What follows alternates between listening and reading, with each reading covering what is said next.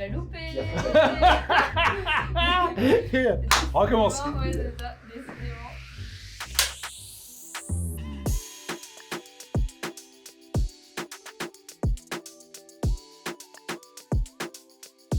Une solution on-premise, c'est une solution qui nécessite pour les clients l'achat en fait de serveurs, l'achat d'un savoir-faire pour pouvoir les gérer et les faire évoluer en interne, contrairement à une solution cloud où ces éléments ne font pas partie de l'équation.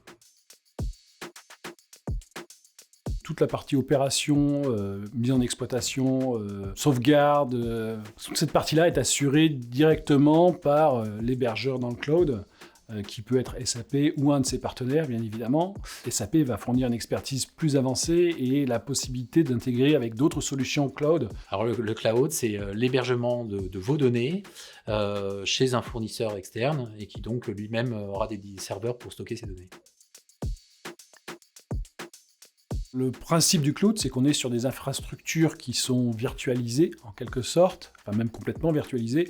Donc ça veut dire qu'ils peuvent s'adapter à la charge du client. Donc on a cette flexibilité qui est énorme dans le cloud et qui, j'ai envie de dire, nativement bâtie autour de cette flexibilité. Les systèmes cloud sont de plus en plus performants et rattrapent les niveaux de on-premise. Et puis aujourd'hui, les clients veulent du standard. De plus en plus, ils veulent plus du spécifique à façon. Et donc, quelque part, les systèmes cloud répondent parfaitement à ces besoins. Le cloud est une solution sûre pour peu qu'on prenne les options qui vont avec. C'est-à-dire qu'on peut adapter en fonction des contraintes de tout à chacun, où doit être localisée la donnée, quels sont les moyens de sécurité à mettre en œuvre. Oui, aujourd'hui, on est de plus en plus sur des architectures cloud hybrides.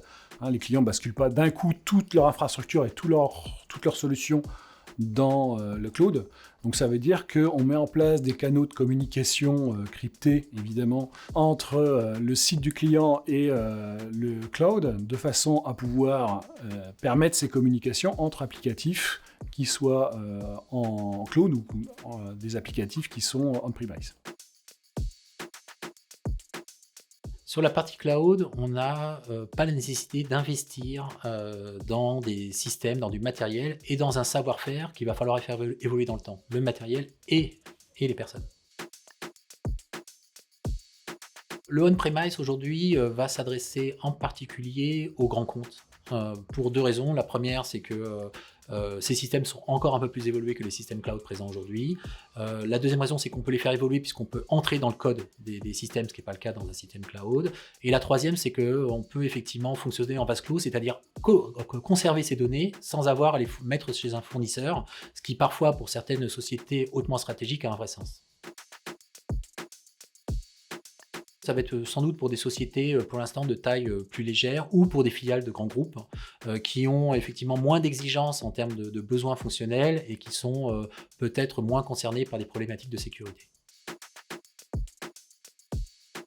Alors moi déjà, je vais vous dire, il va falloir qu'on parle. Il y a beaucoup de questions que j'ai à vous poser avant de pouvoir répondre à une telle question. Il y a des avantages sur chacune des solutions.